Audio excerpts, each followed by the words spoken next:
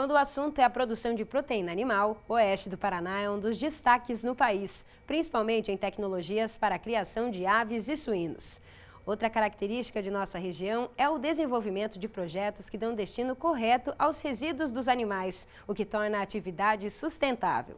O exemplo que vamos ver agora é de uma pequena propriedade rural em Toledo, onde um casal de produtores, o seu Emílio e a dona Maria, está conseguindo transformar os dejetos em gás, adubo orgânico e até combustível. Olha só. Dona Maria, seu Emílio e os filhos se dedicam juntos às atividades na propriedade, que fica na linha Vista Alegre, interior de Toledo.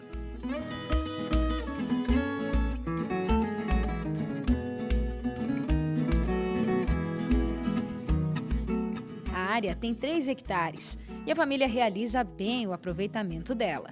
Eles trabalham com a criação do rebanho leiteiro, com 76 vacas em lactação e um volume de 20 mil litros de leite por mês.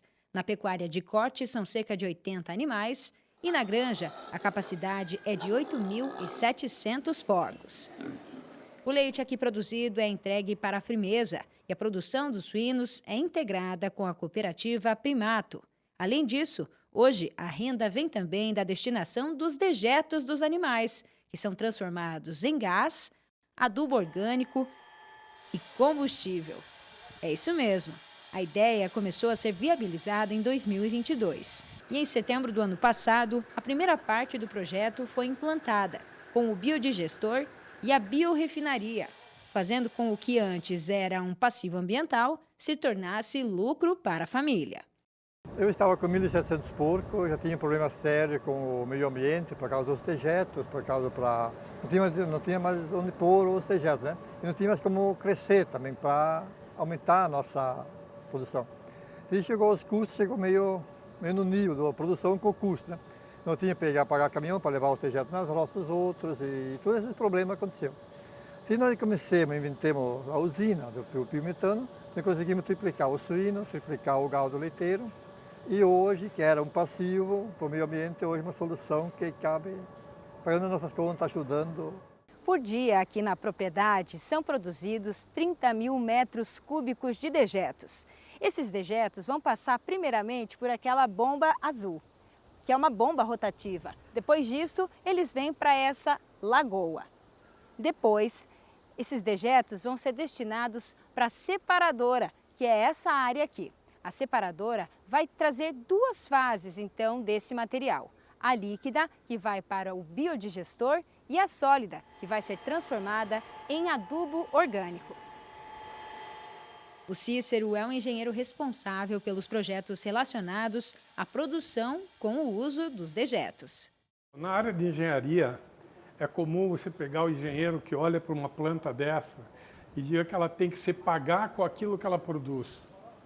No caso da granja do seu Emílio, dona Maria, isso jamais iria acontecer, porque é uma granja de 3 hectares, uma granja muito pequenininha, mas que estava no limite da sua sobrevivência, porque as despesas que ele tinha, correntes, já não eram mais suportadas pelas receitas recorrentes que ele podia ter. Ele tinha uma licença ambiental para 1.700 suínos e para 25 vacas. Então a ideia foi montar aqui na granja Angst uma estratégia que permitisse elevar o grau de sustentabilidade da granja inteira, não só do biogás, mas tendo o biogás como resultado de uma gestão consciente e tecnológica dos resíduos, nós nos acreditamos junto ao IAT, o Instituto de Água e Terra do Paraná, para que seu Emílio pudesse sair de 1.700 animais para 8.700 animais suínos e de 30 vacas para 100 vacas, sendo que todo esse dejeto, todo o esterco desses animais são tratados, transformados num biodigestor em gás, o gás vem para essa usina e se transforma num combustível. O Sérgio é um dos técnicos que auxilia a família na transformação dos resíduos e explica o funcionamento da separadora. Nós conhecemos o seu Emílio através de um amigo e fizemos uma visita para ver o que eles realmente estavam com dificuldade e nos encontramos aqui com alguns problemas de tratamento de dejetos, né? E como a nossa especialização é tratar dejeto e fazer biometano através dos dejetos, nós sugerimos que implantássemos uma máquina que nós temos, que é uma desaguadora, vai fazer a separação da fase sólida e líquida, o sólido virando um composto para que ele possa comercializar como fertilizante. Então, a gente trouxe uma solução técnica no sentido de tratar ambientalmente corretamente o dejeto e também uma solução financeira onde ele vai gerar recurso com o biofertilizante no final sólido. O volume de adubo orgânico resultante da separação é de 1 tonelada por dia, que é vendida a R$1.000. Ou seja, em um mês eles chegam a receber R$30.000. Ele fica seco, com 60%, 70% de sólido, é um material muito seco e isso não tem cheiro, daí você evita o cheiro nesse material e ele vira um fertilizante. Você pode usar em casa, você pode usar na flor, pode usar no cultivo de alimentos. A fase líquida da separação vem para esse biodigestor. As condições necessárias são alimentar todo dia o biodigestor, porque a bactéria é como um ser humano, ela tem que ser alimentada. Então a gente, trazendo todo o dejeto todo dia, essa bactéria vai se alimentar, vai converter em gás e vai se multiplicar nesse processo de biogás, de formação de biogás, de biodigestão. É na refinaria que acontece o processo de transformação do gás natural em biometano, combustível que hoje já abastece os caminhões que entregam ração em algumas propriedades próximas ao sítio do seu Emílio. Para se ter uma ideia, com 1 metro cúbico de biometano, que custa R$ 4,70, um caminhão pode rodar até 3 quilômetros. De acordo com a empresa que projetou a refinaria, a economia é de cerca de 30% se comparado ao uso do diesel. Para implantar todo esse sistema de aproveitamento sustentável dos dejetos, o investimento da família Angst foi de aproximadamente R$2 milhões, que deverão ser pagos em 10 anos. Dona Maria comenta que os vizinhos ficaram preocupados com o custo do projeto. E aqui na região, os vizinhos vieram comentar, ficaram felizes, o pessoal aqui da comunidade, como é que foi esse retorno, esse bate-papo entre vocês? Eles assim ficam felizes, só que eles falam que nós é doido. Porque nós somos os primeiros. Tinha tudo para dar errado, porque era tudo novo. Mas deu certo. Tá dando. Sim. Mas hoje, o casal tem motivos para comemorar. Qual foi, na prática, lá na economia para o senhor? Quanto o senhor gastava lá atrás para dar esses dejetos, para trazer eles para outros lugares? E agora, quanto o senhor está recebendo por esses dejetos a partir da produção desses insumos que a gente comentou aqui? Deu uma grande diferença. Primeiro a gente pagava o próprio TG, vamos contar da Câmara das Vacas. Eu pagava R$6.000 para levar a seragem na Câmara das Vacas.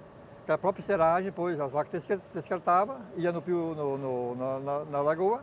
Da lagoa a gente leva na terra dos outros, pagando R$120 o caminhão, ia dar uns 7, 8 mil por mês.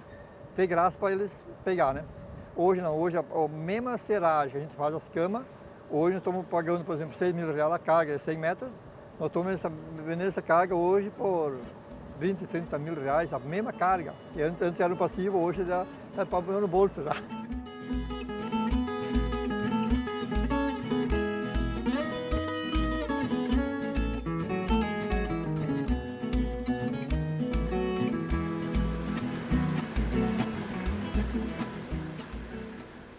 Aqui no estúdio a gente segue conversando sobre esse assunto e recebemos 2 especialistas para a nossa conversa aqui. André Amaral está de volta com a gente, seja bem-vindo. Ele que é desenvolvedor de negócios da Planetê e também doutor em engenharia agrícola. Seja bem-vindo, André. Obrigado, bom dia.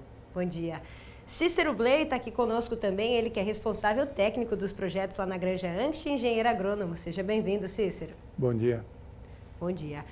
A gente acompanhou na reportagem, então, que houve uma verdadeira transformação na vida da família Angst e muito disso se deve por essa adaptação aos projetos deles na produção de biogás, principalmente a partir desses dejetos animais. Cícero, o biogás, a produção do biogás e o reaproveitamento desse dejeto pode mudar a vida realmente de uma propriedade rural, né?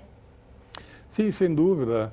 E a opção, na realidade, foi por foi uma coisa mais de fundo, porque ele optou por ter sustentabilidade própria na granja e não depender da sustentabilidade do vizinho, porque ele levava todos os dejetos para o vizinho na forma de adubo, biofertilizante.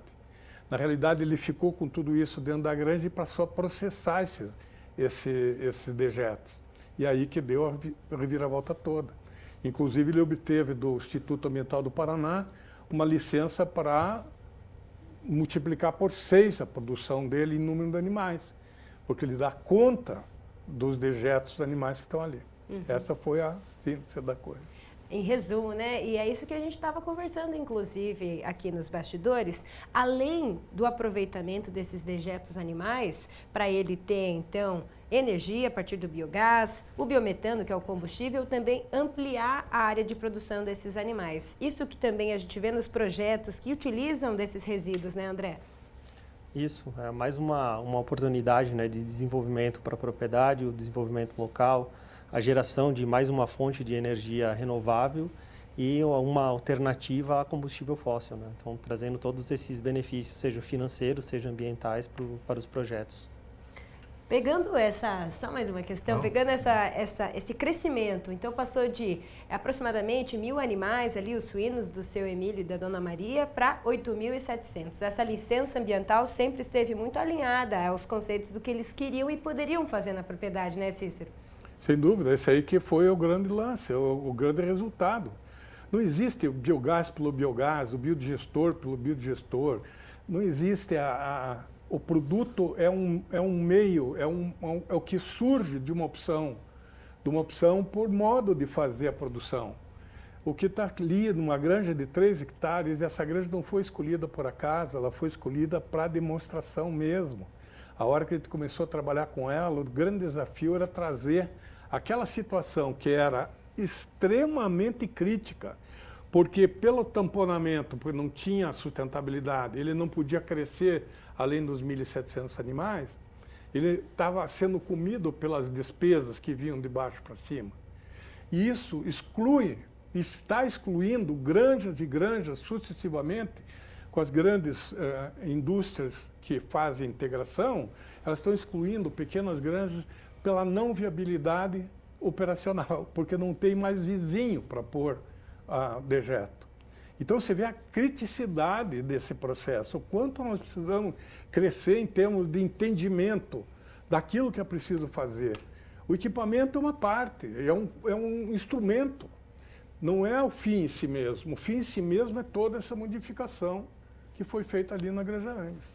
Então, só para a gente entender, a propriedade então, da família Angst foi escolhida porque é um projeto que envolve o Instituto de Desenvolvimento Rural do Paraná, a empresa de vocês. Como que foi para a gente entender? Foi isso. Foi primeiro a licença ambiental, foram negociar no IAP a concepção do aumento da produção. Não haveria biodigestor se não houvesse aumento da produção, não tinha sentido fazer isso. Nem muito menos uma refinaria de biometano. Então fomos no IAP, conversamos, depois fomos no IDR, conversamos, enquadramos nos 2 institutos, porque o IDR tem uma influência muito grande na parte do financiamento, ele se responsabiliza por 5% do juro que o produtor vai contrair, nos 10 anos de prazo de pagamento do equipamento, com 2 de carência. Então, o IDR é importantíssimo. E o IDR mandou para o banco, que foi outra estágio, o Banco do Brasil. Fomos negociar, fomos conversar. E aí, o gerente do Banco do Brasil, na época, perguntou para mim, aqui não tem anuência de compra do biometano. E ele disse, vai na Copel para a Copel dar anuência.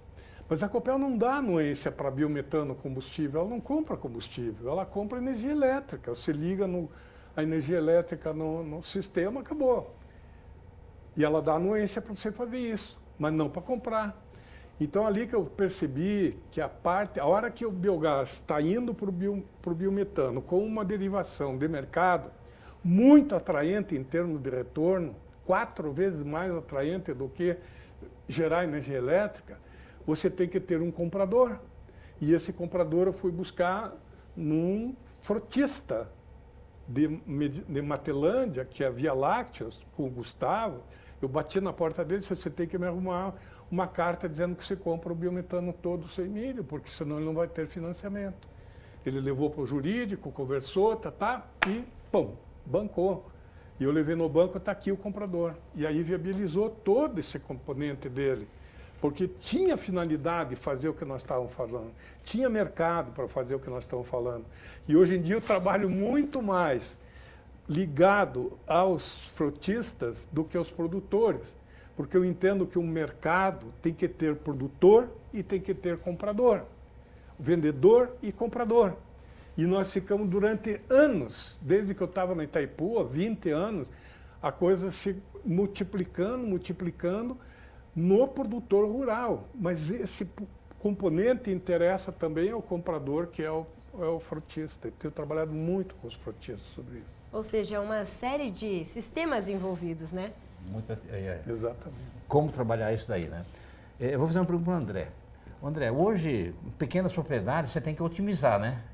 A suinocultura dá uma oportunidade, vamos dizer, do agricultor, pequeníssimo agricultor, pequeno agricultor, mas, por outro lado, ele vai ter os dejetos que vai ter que ir por algum lugar.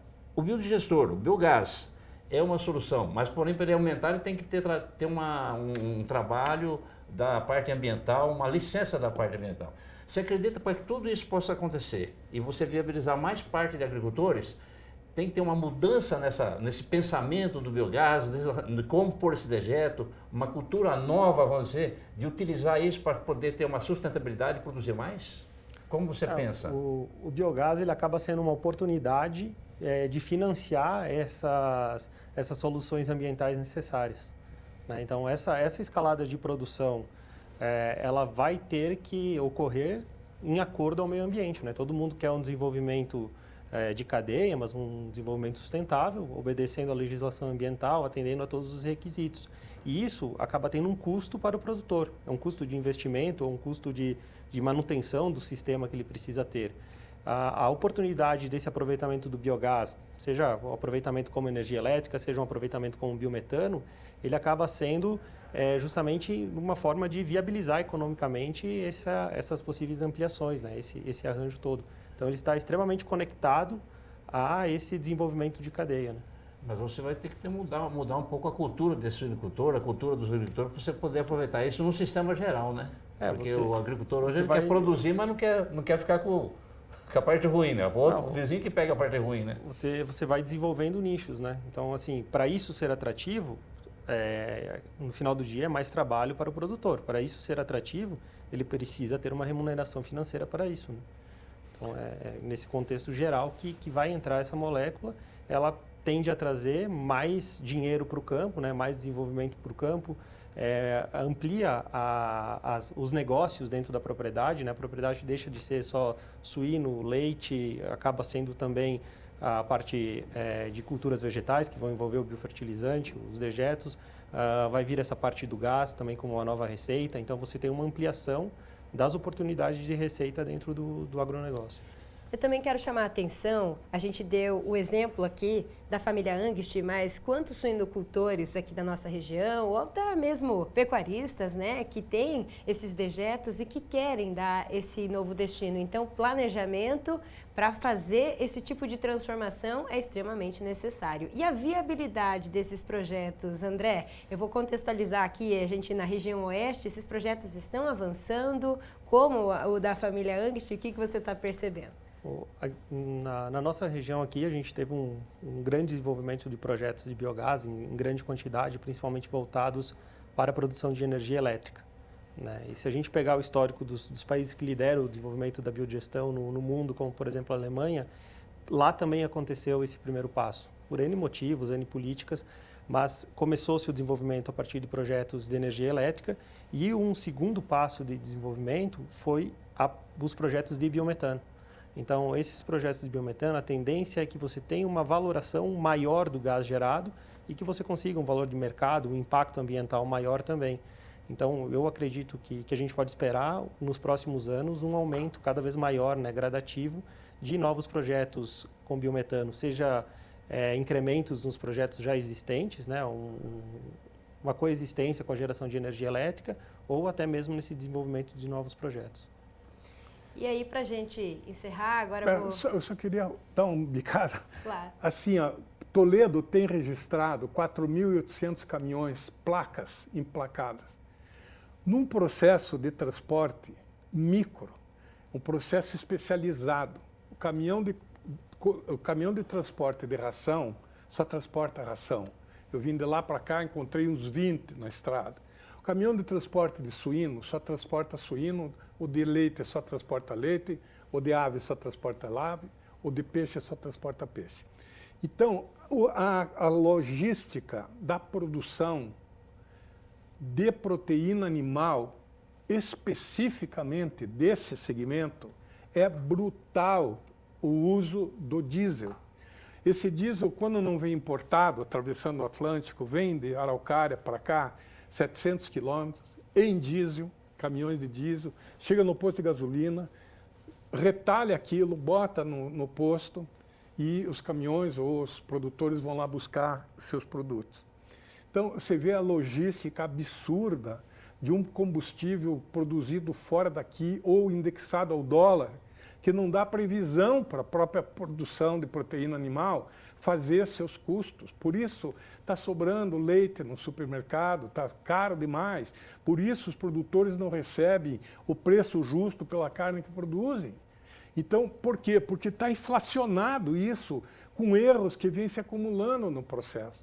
E a hora que você vê que tem 4.800 caminhões em Toledo e deve ter o mesmo aqui em Cascavel, e na região deve ter uns 20 mil caminhões fazendo rotas curtas com frotas dedicadas, que são frotas especializadas.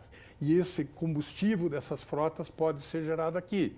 Por isso que nós estamos insistindo numa programação não para um produtor rural, mas para um transportador entrar nesse jogo como comprador. E aí você começa a furar a bolha desse processo. Para que produzir biometano nessa região?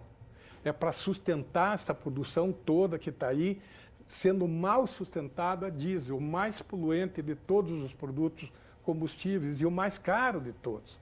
Você tem grandes efeitos econômicos quando você faz essa mudança. E o potencial está posto aí. Ou seja, Agora é o futuro começando agora. Perfeito. Acho que o que o Cícero quer dizer, então, aí, né? É o produto, agora, então, que tem muita oportunidade de ser produzido, esse biometano, a partir dos dejetos animais. A gente tem um mercado em expansão e o futuro está começando por aí, né? Por aí. Não só produzir, mas tem como consumir local, né? E tem como, tem oportunidade. A bolha E a partir tá de furando. agora é a gente ir acompanhando esse mercado e eu tenho certeza que o Cícero e o André vão nos ajudar a acompanhar esse mercado por aí. Obrigada pela participação de vocês. Infelizmente, nosso tempo é curto, mas a gente segue conversando. André, até a próxima. Obrigado. Obrigado pela oportunidade, pelo tempo também. Muito bem. Cícero, obrigada. Volte sempre. Obrigado a você. Conta comigo.